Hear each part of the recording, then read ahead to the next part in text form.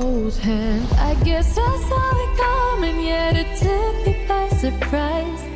Oh, oh, but if there's nothing left to cry for, then Immunité, système immunitaire, ADN, cellules. Il faut qu'il soit plus fort, plus résistant. D'accord, mais comment? Un vaccin, oui, mais encore.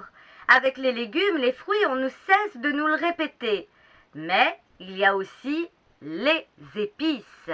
Eh oui, j'ai fait des recherches. Dans le top 10, il y en a 2 qui sortent du lot et qui contribuent toutes les 2 à protéger nos cellules externes et internes.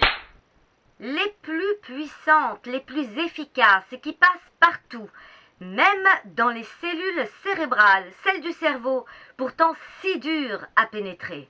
Je vous dirais simplement que les épices sont plus économiques et plus simples, avec une efficacité plus rapide pour intégrer dans une alimentation quotidienne, que d'acheter des kilos de légumes et de fruits à ingérer pour renforcer son immunité contre les virus auxquels les antibiotiques ne peuvent rien faire.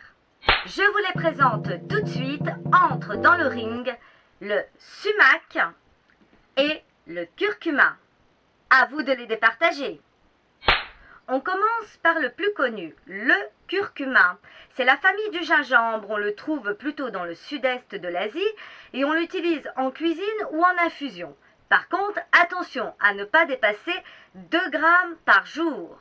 Le second, peut-être un tout petit peu moins connu, à part par les puristes, c'est le sumac.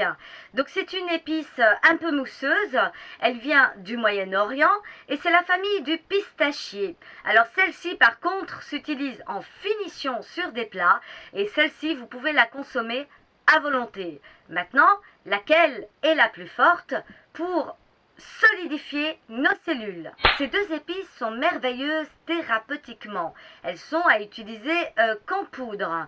Bien sûr, elles renforcent l'ADN. Et comme tout ce qui émane de la nature, le curcuma et le sumac sont utilisés depuis le début de l'humanité par nos indigènes, nos ancêtres, nos prophètes, nos sages. Bien sûr, pour guérir des tas de maladies, mais surtout pour être plus fort contre les virus. Toutes les 2 sont anti-inflammatoires et sont de très forts antioxydants et luttent contre les radicaux libres qui sont responsables des virus et des cancers. Tout simplement car elles protègent nos cellules des attaques externes. Ma préférence va au sumac. Déjà, il contient du sodium naturel et non pas industriel, donc il peut remplacer le sel dans vos plats. Il lutte bien sûr contre le cholestérol, le diabète tardif, etc.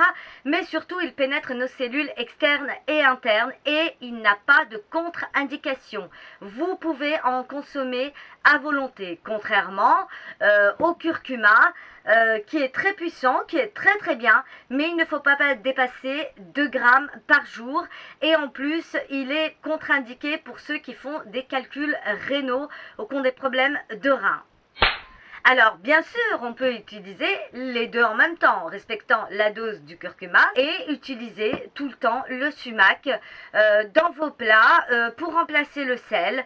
Essayez d'en mettre partout mes amis, c'est super important. C'est les 2 seules épices qui renforcent l'ADN contre les virus. Vraiment, c'est très important de les utiliser tous les jours, tous les jours, tous les jours et votre corps vous remerciera.